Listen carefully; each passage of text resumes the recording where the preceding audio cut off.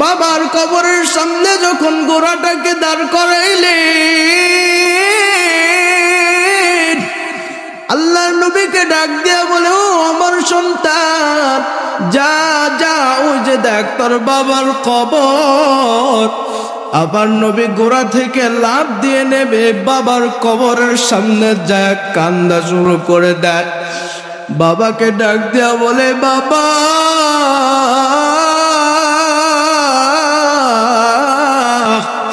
কত মানুষ কত সন্তানকে কত আদর করে, কিন্তু আমি নবী মুহাম্মদ বাবার আদর পাইলাম না। ও বাবা, আমার সাথে বন্ধু বান্ধব খেলাধুলা করে সন্তানদেরকে কত খাবার খাওয়ায়, কত খেলনা কিনা দেয়, সন্তানকে কত আদর করে, কিন্তু তুমি কোথায় গেলা আমাকে ছাড়িয়া? আমার বড্ড কষ্ট হয়। আম্মা জানামে না স্বামী হারার ব্যথা গাছের নিচে দাঁড়ায় দাঁড়ায় কান্দে। আমার নবীকে বুঝ দেয়, ও নবী, ও মুহাম্মদ, ওঠ ওঠ, এবার কবর থেকে ওঠ। আল্লাহ তাআলা জিব্রাইলকে পাঠায় দেয়, ও জিব্রাইল, যা যা আমার বন্ধুকে কবর থেকে উঠায়া দে। আমার বন্ধু কাঁদতেছে, মানে সারা পৃথিবী কাঁদতেছে। আমার নবীর কান্না সারা পৃথিবী সহ্য করতে পারে না। আমার নবীও কান্দে, গাছও কান্দে। আমার নবী কান্দে, আকাশও কান্দে, জমিনও কান্দে। আমি আল্লাহ, আমার নবীর কান্নার আওয়াজ সহ্য হয় না। নবীজি সাল্লাল্লাহু আলাইহি ওয়াসাল্লাম যখন মাঠের কিনারায় বসে বসে কান্না করতেছে, মা আমেনা চিন্তা করলো সকল শিশুরা খেলাধুলা করে বাড়িতে চলে আসে, কিন্তু আমার শিশু, আমার সন্তান মুহাম্মদ এখনো খেলাধুলা করে বাড়িতে ফিরে না কেন?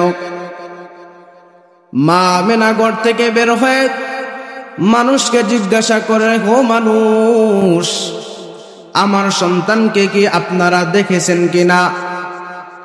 মানুষগুলো ডাক দিয়া বলে, ও আমেনা, তোমার সন্তানকে তো আমরা চিনি না, কিন্তু কিছু মানুষ, একটা সন্তান, একটা ছোট্ট ছেলে দেখা যায় মাঠের কোনায় বসে বসে বসে বসে কান্না করতেছে। আম্মা জান আমেনা দৌড়ায় মাঠের দিকে যায়া দেখে তার সন্তান মুহাম্মদ মাঠের এক কোনায় বসে বসে বসে বসে কান্না করতেছে।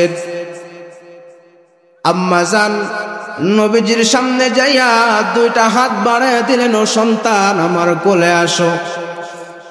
সন্তান যখন কোলে আসে, মা জিজ্ঞাসা করে, ও সন্তান, তুই কেন কান্না করস? আম্মা জানকে ডাক দেয়া বলে, মা দেখো, ওই যে মাঠে কত সন্তান, আমার সমবয়সী সন্তান মাঠে খেলাধুলা করে, তাদের বাবারা আসিয়া তাদেরকে কি সুন্দর করে আদর করে। কারো বাবা এসে সামনে কোলে হাতটা বাড়ায় দেয়, সন্তান আমার কোলে আয়। কারো বাবা আবার সন্তানের জন্য খেলনা নিয়ে আসে। বাবার কি আদর আমি নবী মুহাম্মদ কখনো দেখি নাই। আম্মা জান কান্দে আর ডাক দেয়া বলে, ও মুহাম্মদ, তোর বাবা তো এই পৃথিবী থেকে চির বিদায় নিয়ে নিছে, তোর বাবা তো তোকে কোনোদিনও খেলার মাঠ থেকে নিতে আসবে না।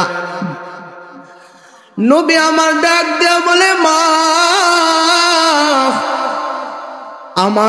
আমার বাবা দুনিয়া থেকে চির বিদায় হয়ে গেছে, আমার বাবার কবরটা কোথায়? আমার বাবার কবরটা আমি দেখতে চাই।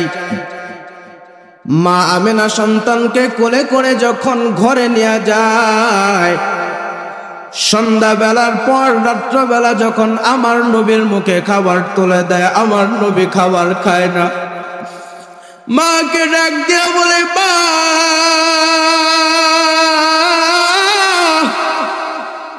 আমি ততক্ষণ পর্যন্ত খাবার মুখে নিব না, আমার বাবার কবর যতক্ষণ পর্যন্ত আমি না দেখব।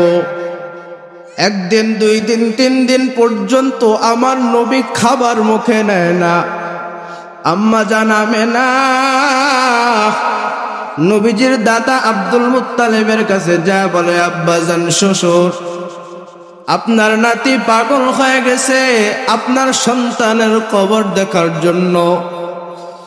ওর নবীর উম্মতের দল, আমার কথাগুলো তাদের বুঝে আসবে যার বাবা এই পৃথিবীর জমিন থেকে চিরবিদায় হয়ে গেছে। আমাদের বাবা যে আমার জন্য কত বড় রহমত, যার বাবা নাই সে একমাত্র বুঝতে পারবে। ও মুসলমান ইমানদার আল্লাহর গোলাম, আমার নবী যখন পাগলামি শুরু করলেন, বাবার কবর না দেখে খাবো না, দাদার কাছে যা বলে, দাদা, আমার বাবার কবর দেখানোর জন্য আমাকে অনুমতি দাও। আম্মা জান ডাক দিয়া বলে, ও শ্বশুর, আপনার নাতিকে আপনি অনুমতি দেন, তাহলে আপনার নাতি খাবার খায় না। দাসী উম্মে আইমানের সাথে আম্মা জান আমেনাকে দাদা আব্দুল মুত্তালিব পাঠাইলেন, ও আমেনা, উম্মে আইমানকে নিয়ে যাও, আমার আব্দুল্লাহর কবরটা আমার শিশু মুহাম্মদকে দেখা নিয়ে আসো। ও মুসলমান ইমানদার, আম্মা জানকে যখন আমার নবীর দাদা অনুমতি দিয়া দিল, আম্মা জান হযরতে আমেনা রাদিয়াল্লাহু তাআলা আনহু এবং দাসী উম্মে আইমানের সাথে ঘোড়ায় করে আমার নবী বাবার কবর দেখতে যায়। আল্লাহর নবীর পিতা যখন শাম দেশে ব্যবসার উদ্দেশ্যে রওনা হয়ে গেল, নবীর বাবার ইন্তেকাল হয়ে যায়। আমার নবীর বাবার কবর দেখার জন্য যখন দাসী উম্মে আইমান আর মার সাথে যায়, আল্লাহর পয়গম্বর মাকে বারবার জিজ্ঞাসা করে, আমার বাবার কবর কোথায়?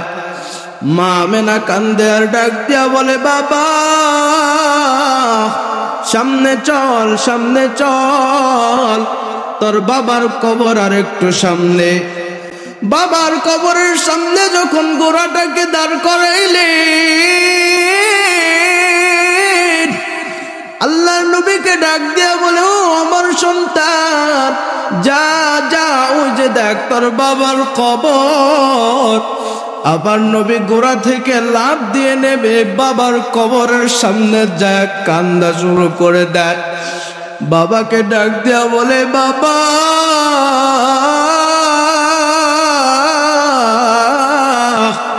কত মানুষ কত সন্তানকে কত আদর করে, কিন্তু আমি নবী মুহাম্মদ বাবার আদর পাইলাম না।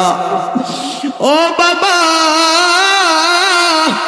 আমার সাথে বন্ধু বান্ধব খেলাধুলা করে সন্তানদেরকে কত খাবার খাওয়ায়, কত খেলনা কিনা দেয়, সন্তানকে কত আদর করে,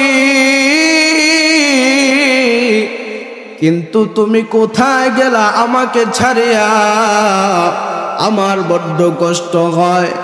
আম্মা জান আমেনা স্বামী হারার ব্যথা গাছের নিচে দাঁড়ায় দাঁড়ায় কান্দে। আমার নবীকে বুঝ দেয়, ও নবী, ও মুহাম্মদ, ওঠ ওঠ, এবার কবর থেকে ওঠ।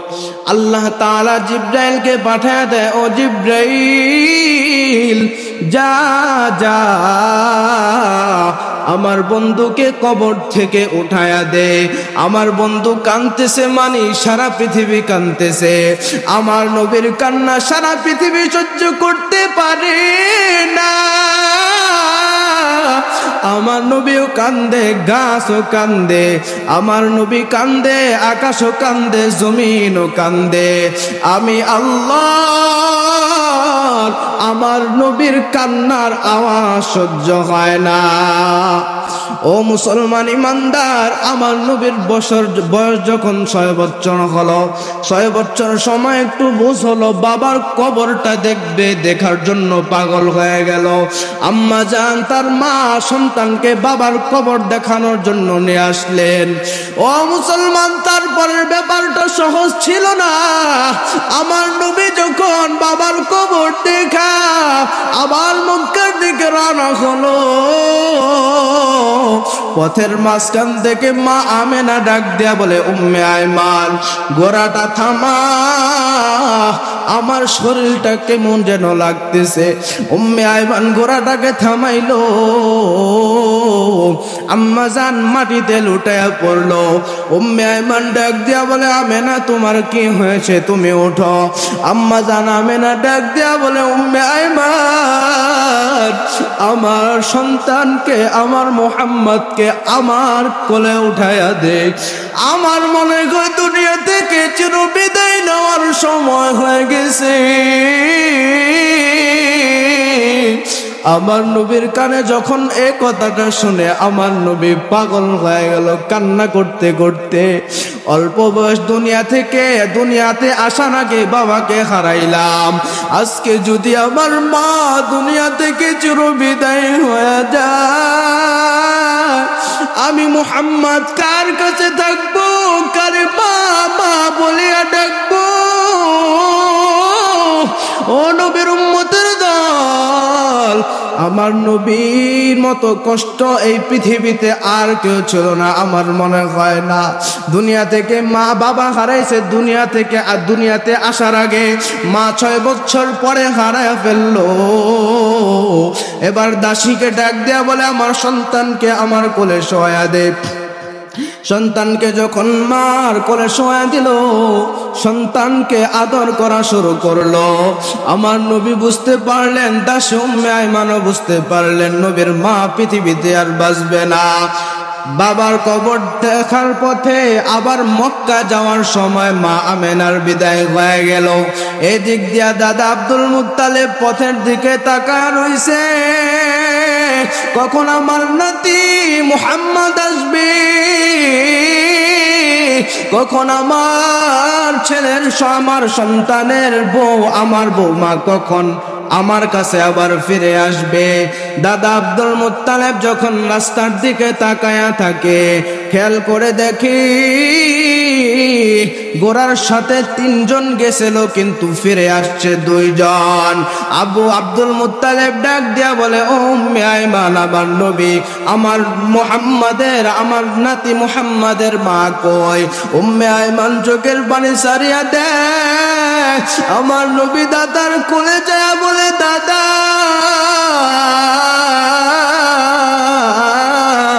আমার বাবার কবর দেখতে যায়া আমার মাকেও দুনিয়া থেকে চিরবিদায় করে দিয়েছি, আমার মাকেও আমি চিরতরে হারায় ফেলাইছি।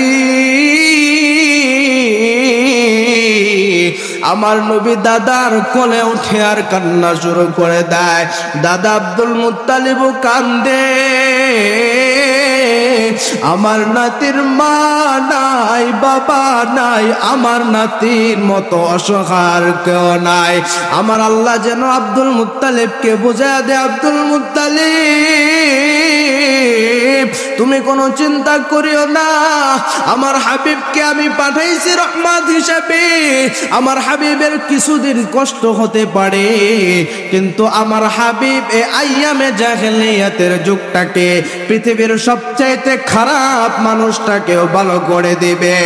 ও মুসলমান ইমানদার, আপনাদেরকে বলতেছিলাম আইয়ামে জাহেলিয়াতের কথা। আইয়ামে জাহেলিয়াতের যুগটা এত খারাপ ছিল, একজন নবীজি সাল্লাল্লাহু আলাইহি ওয়াসাল্লামের কাছে এক সাহাবী আসে ডাক দেয়া বলে, ও নবী, আমি আপনার কাছে মুসলমান হতে চাই। নবী আমার ডাক দেয়া বলে, তুমি আমার কাছে মুসলমান হইবা, কিন্তু ভালো খবর। নবীকে ডাক দেয়া বলে, ও নবী, আমি যদি মুসলিম হয়ে যাই তাহলে আমার আল্লাহ কি আমার সব গুনাহ মাফ করবেন কিনা? নবীজি ডাক দেয়া বলে, ও দাহিয়াতুল কলবি, সাহাবীর নবীর নাম ছিল দাহিয়াতুল কলবি।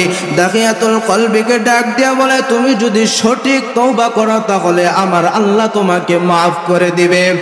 দাহিয়াতুল কলবি ডাক দিয়া বলে, নবী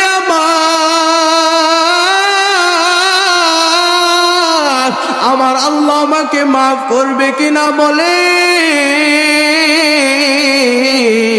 নবী আমার ডাক দিয়া বলবে, বলো দাহিয়াতুল কলবি, তুমি বারবার কেন জিজ্ঞাসা করতেছে? দাহিয়াতুল কলবি ডাক দিয়া বলে, নবী আমার, আমি তো বারবার এমনি আপনার কাছে জিজ্ঞাসা করতেছি না। আমার মতো দুনিয়ায় গুনাহ কেউ করে না, আমার মতো পাপী দুনিয়ায় আর কেউ করে নাই।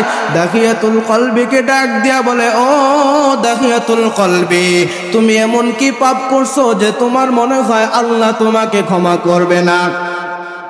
দাহিয়াতুল কলবি ডাক দিয়া বলে, নবী আমি এত বড় গুনাহ করছি গো নবী, আমাকে মনে হয় আমার আল্লাহ মাফ করবে না। নবীজিকে ডাক দিয়া বলে, নবী আমার, আমি যখন ব্যবসার কাজের জন্য মদিনা থেকে সিরিয়ার পথে যাই, তখন আমার স্ত্রী ছিল সন্তান সম্ভবা। আমার সন্তান সম্ভবা স্ত্রীকে আমি রেখে গেলাম, আর ডাক দিয়া বললাম, ও সন্তান, তোমার পেটে যে সন্তানটা হয়েছে, যদি ছেলে সন্তান হয় তাহলে রেখে দিবা, আর যদি কন্যা সন্তান হয় তাহলে তুমি পৃথিবী থেকে চিরবিদায় করে দিবা। স্ত্রী ডাক দেয়া বলে, ও দাহিয়াতুল কলবি, হো আমার স্বামী, আচ্ছা ঠিক আছে, যদি আমাদের কন্যা সন্তান হয় তাহলে পৃথিবী থেকে চিরবিদায় করে দিবে। ও মুসলমান, আইয়ামে জাহেলিয়াতের যুগটা কোনো সাধারণ যুগ ছিল না। আইয়ামে জাহেলিয়াতের যুগ এমন একটা যুগ ছিল, যদি কন্যা সন্তান হতো তাহলে মানুষ কলঙ্ক মনে করত। যদি কোনো ঘরে কন্যা সন্তান থাকতো তাহলে পাড়া প্রতিবেশী ওই বাবাকে ডাক দেয়া বলতো, তোর মতো অপরাধী, তোর মতো পাপী, তোর মতো কপাল পোড়া বোধ হয় এই দুনিয়ায় আর কেউ নাই। কেন কেন কেন তোর ঘরে কন্যা সন্তান আছে।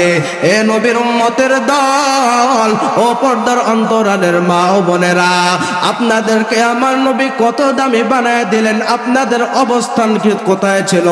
আপনাদের অবস্থান এরকম ভাবে ছিল, এমতো ছিল যে আপনারা যদি একসময় দুনিয়াতে জন্মগ্রহণ করতেন, আপনাদেরকে ওই সময়ের বাবারা কন্যা সন্তানকে জীবন্ত কবর দেয়া দিত।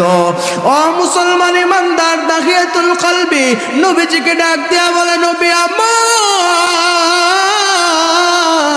আমার সন্তান যখন ভূমিষ্ঠ হইল, আমার স্ত্রী সন্তানের দিকে তাকায় দেখলো, সন্তানের প্রতি বড় মায়া লেগে গেল। পৃথিবীর এমন কোন মা নাই যে নিজের সন্তানকে নিজে পৃথিবী থেকে চিরবিদায় করে দিবে। মাকে আল্লাহ তাআলা এমন ভাবে বানাইছেন, মার অন্তরে আল্লাহ তাআলা এমন ভাবে মায়া দাইলিয়া দিছেন, সন্তানের জন্য মার চাইতে বেশি এই পৃথিবীতে আর কেউ কাঁদে না। মা হইয়া কিভাবে নিজের সন্তানকে পৃথিবী থেকে বিদায় করে দেয়। দাহিয়াতুল কলবি বলে গেছেন, যদি কন্যা সন্তান হয় তাহলে বিদায় করে দিবা, আর যদি ছেলে সন্তান হয় তাহলে আমাদের সন্তান হিসাবে তাকে লালন পালন করতে লাগবা। এবার স্ত্রী থেকে যখন দুনিয়ার সন্তান ভূমিষ্ঠ হইল, কন্যা সন্তান যখন হলো, মার বড় মেলাইগা গেল।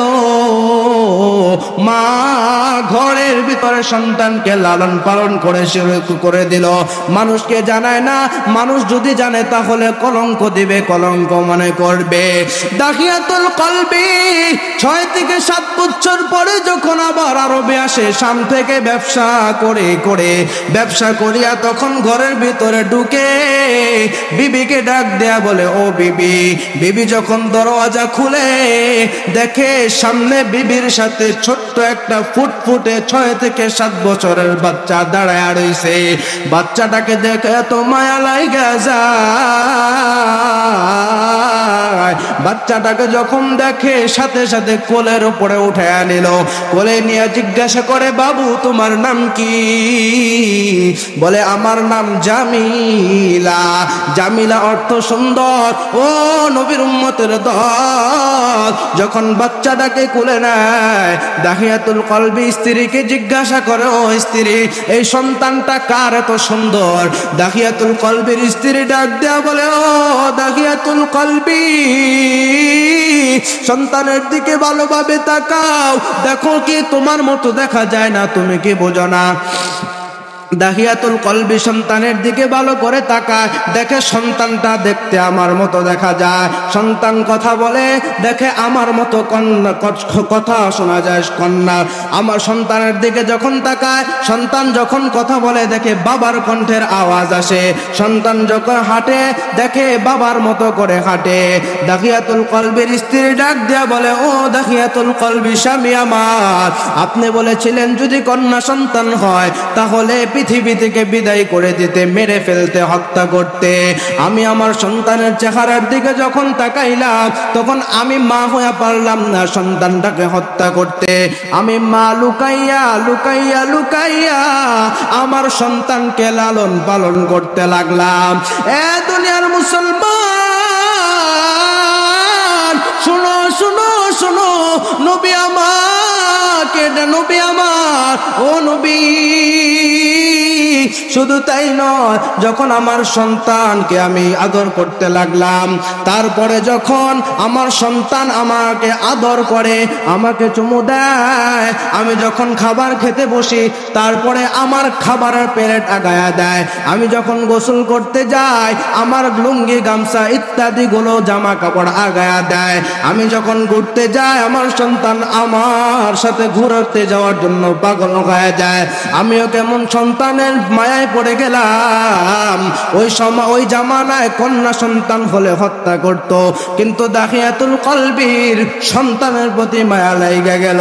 সন্তানকে নিয়ে যখন বাহিরে বের হয়, বন্ধু বান্ধব ডেকে বলে, ও দাহিয়া, এটা কে? বলে আমার সন্তান। বন্ধু বান্ধব ডেকে বলে, ও দাহিয়া, তুই কি কলঙ্কিত হয়ে গেলি? তোর সন্তান, তোর ঘরে কেন কন্যা সন্তান? তোর মতো কলঙ্ক এই পৃথিবীতে আর কেউ নাই, তোর মতো পাপী, তোর মতো পাপিষ্ঠ এই পৃথিবীতে আর কেউ নাই।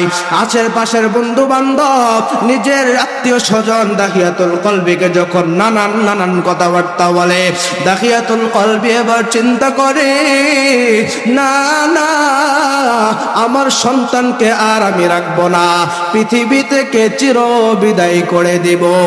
সিদ্ধান্ত যখন নিয়ে নিল, দাহিয়াতুল কলবি এবার চিন্তা করতে লাগলো সন্তানটাকে কিভাবে হত্যা করা যায়। একদিন আগের দিন, হত্যা করার আগের দিন জনমানব বিচ্ছিন্ন একটা এলাকায় মরুভূমির ভিতরে যাইয়া একটা কোদাল আর একটা খড়ি মরুভূমির ভিতরে রেখে আসলেন। তারপর দিন জামিলার মাকে ডাক দেয়া বলে, জামিলার মা, সন্তানটাকে সাজায়া দাও, তোমার সন্তানকে আমি ঘুরতে নিয়ে যাব। অনেকদিন পর শাম থেকে মদিনায় আসছি, বন্ধু বারবার বলতেছে তোর সন্তানকে নিয়ে আয়, আমিও সন্তানকে আজকে নিয়ে ঘুরতে যাব, তুমি সন্তানকে সুন্দর করে সাজায়া দাও। ও নবীর উম্মতের দল, মাও চিন্তা করে আমার সন্তানের মতো ভাগ্য এই পৃথিবীতে আর কেউ নাই, কারণ আমার সন্তানকে তার বাবা বড় আদর করে। জামিলা ডাক দেয়া বলে, মা, তুমি না আমাকে বলছিলা যে এই যুগের বাবার অনেক খারাপ হয়, সন্তানকে দেখতে পারে না, মেয়ে সন্তানকে দেখতে পারে না, কিন্তু আমার বাবা তো আমাকে অনেক আদর করে। জামিলার মা ডাক দেয়া বলে, ও জামিলা, তোর মতো ভাগ্যবান, তোর মতো কপালওয়ালা আর কেউ নাই, কারণ তোর বাবা তোকে অনেক আদর করে। ও মুসলমান ইমানদার, সন্তানটাকে যখন সাজা দিল, মা ডাক দেয়া বলে, ও স্বামী আমার, সন্তানটাকে তাড়াতাড়ি বাড়িতে নিয়ে আইসো, সন্ধ্যা হয়ে গেলে আবার ঝামেলা, মানুষ নানা কটু কথা বলবে। স্বামী ডাক দেয়া বলে আচ্ছা ঠিক আছে গো স্ত্রী, সুন্দর করে সাজায় দাও। সুন্দর করে সাজায় দিল, ঘর থেকে বের হয়ে গেল।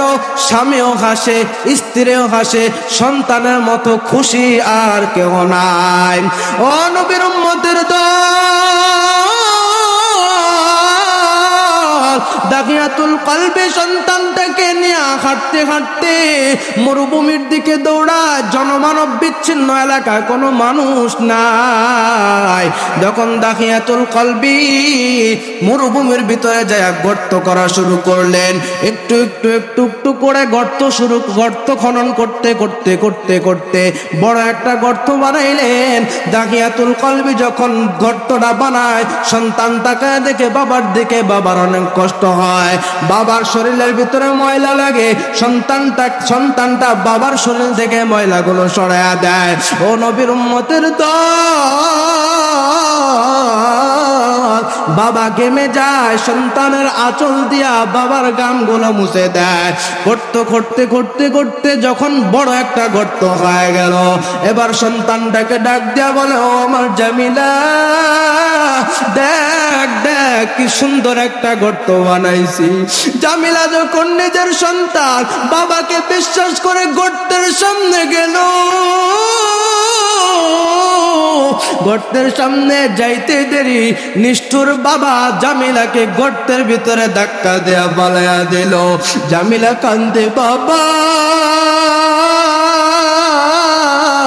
তুমি না আমাকে অনেক আদর করো, তাহলে আমাকে গর্তের ভিতরে ফালায়া দিলা কেন? বাবা ডাক দিয়া বলে ও জামিলা, তুই বড় কলঙ্ক, তোকে আর রাখা যাবে না।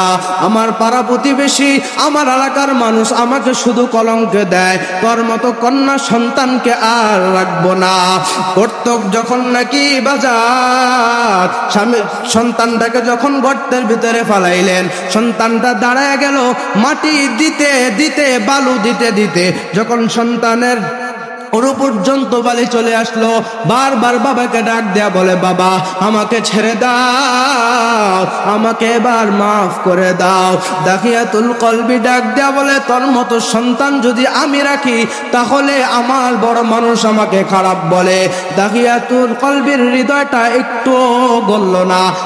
কারণ কেন জাহেলিয়াতের কুফরিয়াত দাগিয়াতুল কলবির ভিতরে ভালো করে গ্রাস হয়ে গেছে। ও নবীর উম্মতের দল, বলতেছিলাম আইয়ামে জাহেলিয়াতের যুগ কাকে বলা হয়? এমন একটা যুগ ছিল, সন্তানকে নিজের বাবা গর্তের ভিতরে ফালায়া দিল। জামিলা এবার ডাক দিয়া বলে বাবা আমাকে ছাড়িয়া দাও, আমি আর মদিনার দিকে যাব না, আমার দু চোখ যেদিক যায় সেদিক আমি চলে যাব। সন্তানকে তবুও ছাড়ে না। যখন বালু দিতে দিতে গর্তটা বুড়তে বুড়তে সন্তানের গলা পর্যন্ত চলে আসলো, সন্তান ডাক দিয়া বলে বাবা আমাকে ছেড়ে দাও, আমি আর তোমার পরিচয় দিব না, আমি আর মদিনার দিকে যাব না, সামনের দিকে চলে যাব, আমার দু চোখ যেদিক যায় সেদিক আমি চলে যাব। দাগিয়াতুল কলবির তবু একটু মন গলল না। দাগিয়াতুল কলবিকে ডাক দেয়া বলে বাবা মানুষ যদি আমাকে জিজ্ঞাসা করে তোমার বাবার নাম কি, আমি বলবো আমার বাবার পরিচয় আমি জানি না, আমার বাবাকে আমি তবুও জানি না, তবু আমাকে ছেড়ে দেন। নবী আমার ডাক দেয়া বলে দাগিয়াতুল কলবি নবীকে ডাক দেয়া বলে ও নবী আমার একটু মায়া লাগলো না, আমার সন্তানটাকে আমি গর্তের ভিতরে ফালায়া বালু যখন গলা পর্যন্ত ভরে দিলাম, আমার সামনে বড় একটা পাথর ছিল, আমার সন্তানের আওয়াজ বড় বিরক্ত লাগছিল।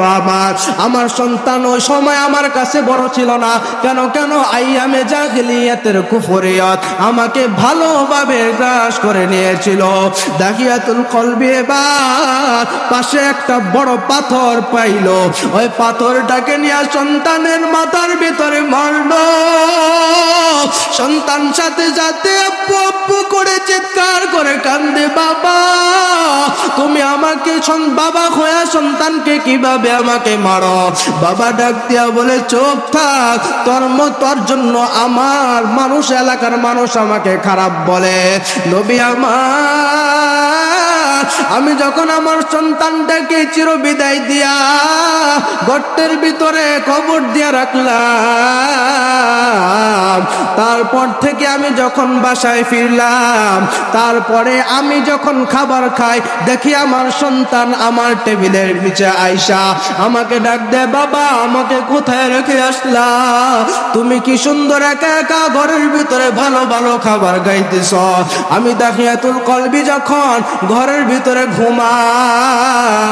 ঘুমানোর সময় দেখি আমার সন্তান আমার ঘুমের ঘরে বিছানায় আসে, আব্বু আব্বু ডাক দেয়। ওগো নবী আমার গুনাহ মাফ হবে কিনা? নবী ডাক দেয়া বলে, দাখিয়াতুল কলবি, পৃথিবীতে এত নিষ্ঠুর বাবা আছে কিনা জানি না। আমি নবী যে বাবার জন্য সারা জীবন কান্নাম, আমি যদি আজকে আমার যদি বাবা থাকতো আমাকে কত আদর করতো, কিন্তু তুই তো এমন এক কাজ করছ, পৃথিবী থেকে এই থেকে জঘন্যতম কাজ আর হতে পারে না। দাখিয়াতুল কলবিও কান্দে, নবীর দাড়ি বে বে বে বে পানি পড়ে। নবী আমার বলে, দাখিয়াতুল কলবি, তোকে আল্লাহ তাআলা মাফ করবেন যদি তুই খাঁটি তওবা করে আবার যদি ইসলামের পথে চলে আসস। আল্লাহ তাআলা সূরা ফুরকানে ডাক দেয়া বলেন, ইল্লা মান তাবা ওয়া আমানা ওয়া আমিলা আমালান সালিহান ফাউলাইকা ইউবাদদিলুল্লাহু সাইয়্যাতিহিম হাসানাত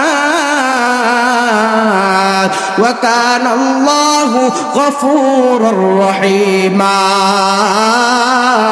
যদি কোনো ব্যক্তি খাঁটি তওবা করে আবার সে ইসলামের পরিপূর্ণ বিধান মেনে চলে, আর যদি সামনে গুনাহ না করে, আমি মাওলা তাকে মাফ করে দেই।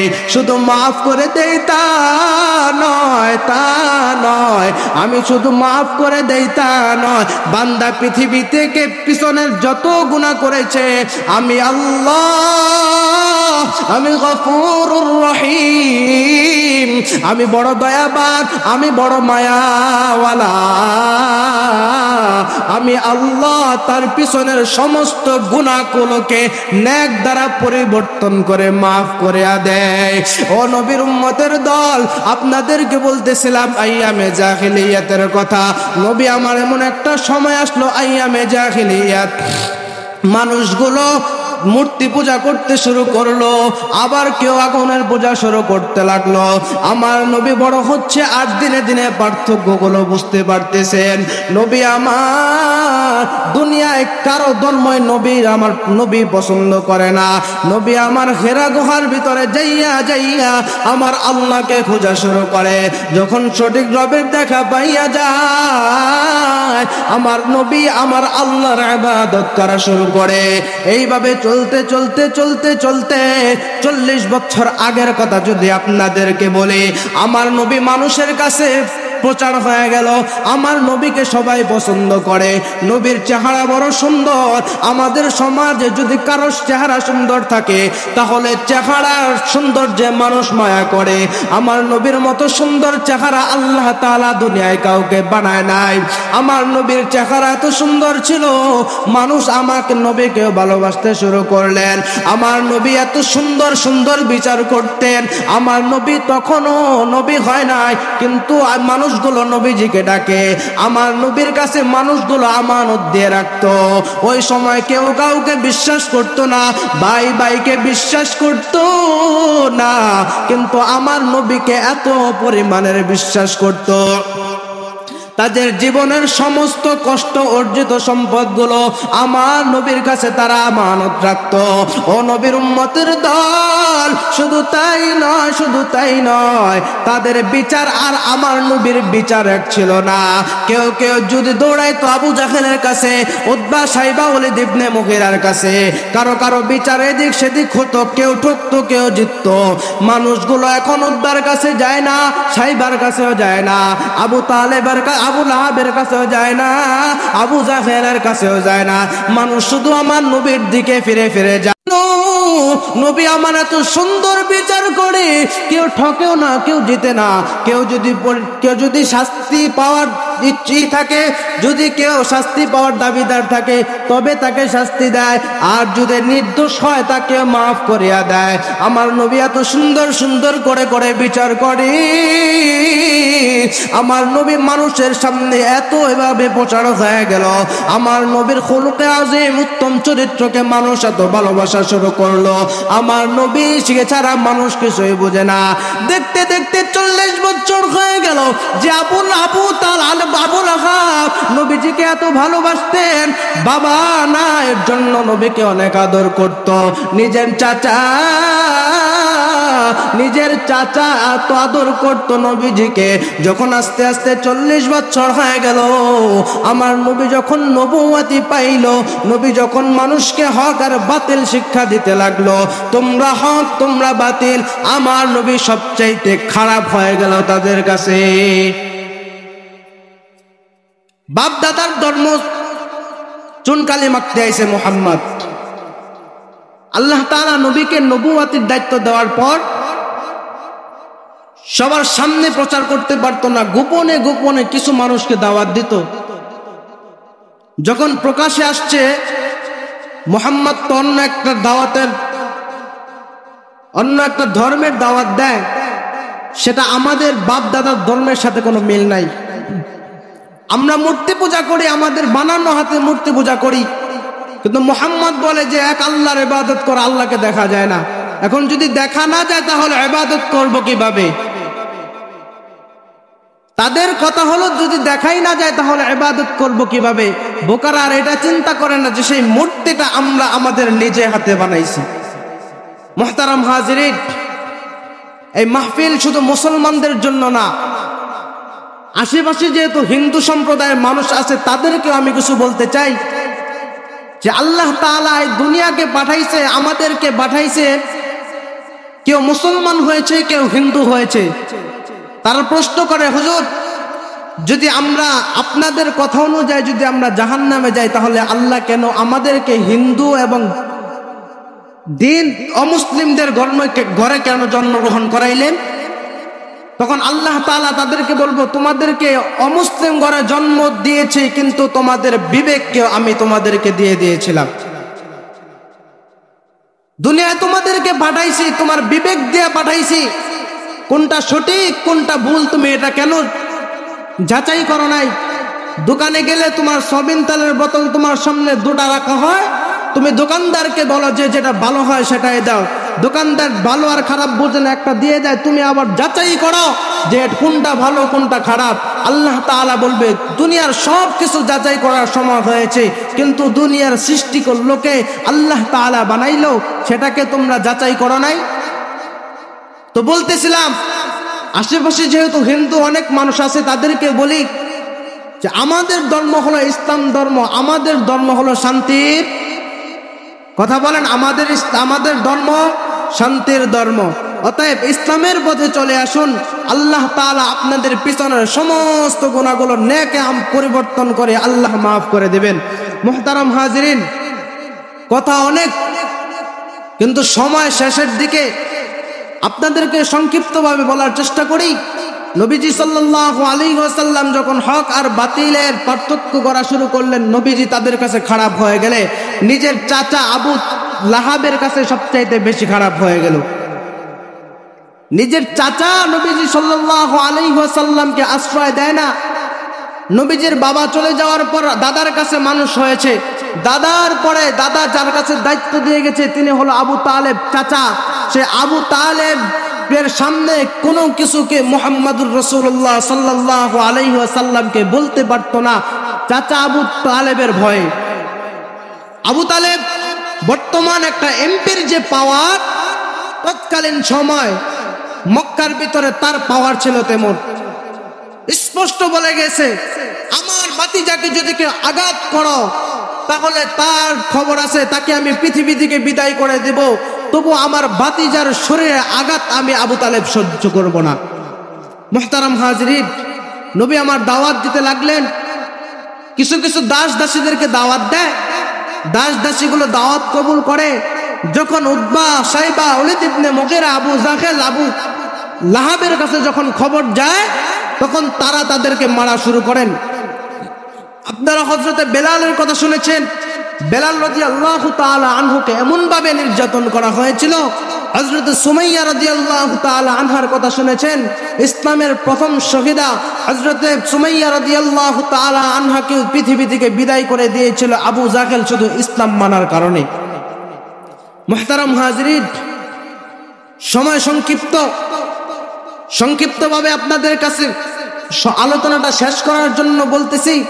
নবীজি সাল্লাল্লাহু আলাইহি ওয়াসাল্লাম যখন একটু বড় হলেন, নবুয়তের দায়িত্ব পেয়ে মানুষের কাছে দাওয়াত দেওয়া শুরু করলো। নবীজির আশ্রয় কেউ ছিল না, সবাই নবীকে দূর দূর করে তাড়ায় দিত। কিন্তু দুটা মানুষ নবীজিকে আগলে রাখছেন, এক হলো নবীজির প্রিয়তমা স্ত্রী হযরত খাদিজা, আরেক হলো নবীজির প্রিয় চাচা আবু তালেব। খাদিজাও ছিল মক্কার ভিতরে সবচাইতে ধনী ধনাঢ্য মহিলা। আবু তালেবও ছিল যে বর্তমান সময়ের এমপির একজন যে পাওয়ার, তদানীন্তন সময় আবু জাহেলের ঠিক তেমন পাওয়ার ছিল। তো দুইজনের মুহাম্মাদুর রাসূলুল্লাহ সাল্লাল্লাহু আলাইহি ওয়াসাল্লামকে যদি কেউ আক্রমণ করে, তাহলে তাদের বিচার তারা সহ্য করতে পারবে না। তারা নবীজিকে কলিজার থেকে বেশি ভালোবেসেছিলেন। কিন্তু দুঃখের বিষয় হলো চাচা আবু তালেব ইসলাম গ্রহণ করে নাই। সেদিকে যাব না। নবীজি সাল্লাল্লাহু আলাইহি ওয়াসাল্লাম যখন ইসলাম প্রচার করতে লাগলেন, আবু লাহাব, উতবা, সাইবা ইবনে মুগীরা আবু তালেবের কাছে বিচার দেয়, তোমার ভাতিজা এগুলো কি শুরু করেছে, বাপদাদার ধর্মের ভিতরে চুনকালি মারতেছে। তখন তারা উত্তর দিল, তার ধর্ম সে পালন করবে, তোমাদের ধর্ম তোমরা পালন করবে, এখানে সমস্যা কোথায়? তো এভাবে অনেক বোঝানোর পরে আবু তালেব কখনোই রাজি হচ্ছিল না যে মুহাম্মাদের বিরুদ্ধে যেতে। তারা চেয়েছিল যেন নিজের ধর্মের দোহাই দিয়ে আপন ভাতিজার বিরুদ্ধে যায়। কিন্তু চাচার একটা কথা মনে পড়ে যায়, বাবা পৃথিবী থেকে বিদায়ের আগে আমাকে বলে গিয়েছিল, মুহাম্মাদের বাবা পৃথিবী থেকে তার দুনিয়া আসার আগেই চলে গেছে, মা 6 বছর পরে হারাইছে, আমি দাদাকেও হারাইলো 8 থেকে 10 বছর পরে। আমার নবী কার কাছে মানুষ হবে? আমার বাবা আমার কাছে দায়িত্ব দিয়ে গিয়েছিলেন সুন্দর করে মুহাম্মাদের যে যা জায়গা দরকার সব কিছু মুহাম্মাদের ভরণ পোষণ যেন আমি করি। তো আমার বাবার কথাকে আমি কোনোদিনও ফালাইতে পারবো না। নবী সাল্লাল্লাহু আলাইহি ওয়াসাল্লাম যখন দাওয়াতি কার্যক্রম শুরু করতে লাগলেন, তখন তারা নবীজিকে নির্মমভাবে হত্যা করার পায়তারা চালায়, মারার পায়তারা চালায়, কিন্তু কোনোটাই সফল হন না। কিন্তু আল্লাহর কি খেলা, হযরত খাদিজা রাদিয়াল্লাহু তাআলা আনহু আবু তালেব দুনিয়া থেকে চিরবিদায় নিয়ে নিল। আবু তালেব যখন দুনিয়া থেকে বিদায় নিয়ে নিল, এখন আবু তালেবের জন্য নবীজি সাল্লাল্লাহু আলাইহি ওয়াসাল্লামকে কেউ কিছু বলতে পারে না। আরেক দিকে হলো খাদিজা রাদিয়াল্লাহু তাআলা আনহা। এই দুইজন মানুষ 7 দিন থেকে 8 দিনের মাথায় দুনিয়া থেকে চিরবিদায়। মা নাই, বাবা নাই, দাদা নাই, যার কাছে আশ্রয় ছিল, চাচা নাই, যে স্ত্রী সবচাইতে বেশি ভালোবাসতো প্রথম স্ত্রী খাদিজাও নাই, নবীর মতো এতিম আর কে আছে বলেন? আম্মাজান আয়েশা রাদিয়াল্লাহু তাআলা আনহা এক হাদিসে বলেন যে আমি মাঝে মাঝে দেখতাম নবীজি রাত্রবেলা টেবিলের ভিতরে মাথা ঠেকায় ঠেকায় কান্দে। একদিন জিজ্ঞাসা করলাম, হো নবী, আপনি কেন কাঁদেন রাত্রবেলা? আপনার চোখের পানি আমার সহ্য হয় না। নবীজি ডাক দিয়ে বলে, আয়েশা, আমার প্রিয়তমা বিবি আমি খাদিজার জন্য কান্না করি। আম্মা জান আয়েশা ডাক দিয়ে বলে, নবী, খাদিজার চাইতে কম সুন্দর নি আমি। আপনি কি আমার কোনো কথায় কষ্ট পেয়েছেন, আমার কোনো ব্যবহারে কষ্ট পেয়েছেন? কেন আপনি ওই বুড়ি মহিলার কথা স্মরণ করে করে কান্দেন? তখন আমার নবী কখনো স্ত্রীদের গায়ে হাত তুলতেন না। হযরত আয়েশা রাদিয়াল্লাহু তাআলা আনহাকে এভাবে ধরেছিলেন, ধরে বলেছে চুপ। স্ত্রীকে স্বামী যেভাবে শাসন করে, চুপ। তোরা হলো আমার সুখের দিনের বিবি।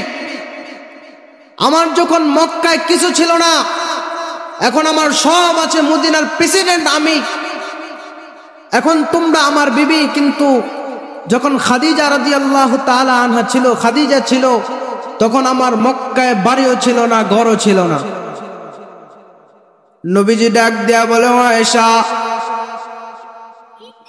মক্কায় যখন আমার মা নাই, বাবা নাই, আমি মুহাম্মদ বড় ইতিম, আমি মুহাম্মদ বড় গরিব, আমি মুহাম্মাদের মতো অসহায় আর কেউ নাই। আমি যখন রাত্রবেলা দিনের কাজ নিয়া মানুষের ঘরে ঘরে দৌড়াইতাম, আমার খাদিজা আমাকে এমন ভালোবাসতো, যখন আমি রাত্রবেলা মানুষের ঘরে ঘরে দাঁড়ে দাঁড়ে দাওয়াত দিয়া ভোর রাত্র ফজরের আজানের আগে ঘুমের রাত্রে যখন আমি খাদিজার ঘরে টোকা দিতাম, ওই টোকাটা ঘরের দরওয়াজায় পড়তো না, ওই টোকাটা খাদিজার পিঠের ভিতরে পড়তো।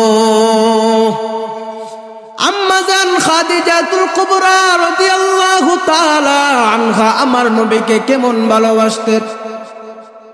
নবী যখন রাত্রবেলা দাওয়াত দিয়া ঘরের ভেতরে আসেন, নবী যখন একটা টোকা দেয়, সাথে সাথে ঘর খুলে যায়, দরওয়াজা খুলে যায়। নবীজি ডাক দেয়া বলে, খাদিজা, কিও তুমি রাত্রবেলা কি ঘুমাও না? মাত্র একটা টোকা দেই, প্রতিদিনই কিভাবে এত তাড়াতাড়ি দরওয়াজা খুলে? আম্মা জান ডাক দেয়া বলে, ও নবী আমার, আপনাকে তো জীবনের চাইতে কম ভালোবাসি না। আমি খাদিজা শুধু সারা দিন ঘুমাই, রাত্রবেলা ইবাদত করি জেগে জেগে। আবার একটা সময় হয় যে আপনার আসার সময় হলো, আমি দরওয়াজার সামনে দাঁড়ায়া থাকি, কখন আমার নবী শুধু একটা টোকা দিবে, আমি সাথে সাথে দরওয়াজা খুলবো। আমি খাদিজা আপনাকে এত ভালোবাসি, আপনার মা যদি দুনিয়ায় থাকতো তাহলে আপনি সন্তানকে রেখে ঘরের ভিতরে ঘুমাইতে পারতো না। আমি খাদিজা আপনার মার আদর দিতে পারবো না, কিন্তু আমি চেষ্টা করি আপনাকে আমি আপনার মার মতো আদর করতে। আমি চেষ্টা করি আপনার মা আপনাকে যেভাবে আদর করতেন সেভাবে আদর করতে। ও নবী আমার, আপনি যখন তায়েফের নবী সাল্লাল্লাহু আলাইহি ওয়াসাল্লাম যখন ডাক দেয়া বলে, ও আয়েশা রে, তুমি আমার বিবি খাদিজাকে নিয়ে ওগুলো আর বলবা না। হযরত খাদিজা রাদিয়াল্লাহু তাআলা আনহা আমার নবীকে কেমন ভালোবাসতেন। সমস্যা মুহতারাম হাজিরিন, নামাজের সময় হয়ে গেছে, এখন আর কথা বলা সম্ভব না।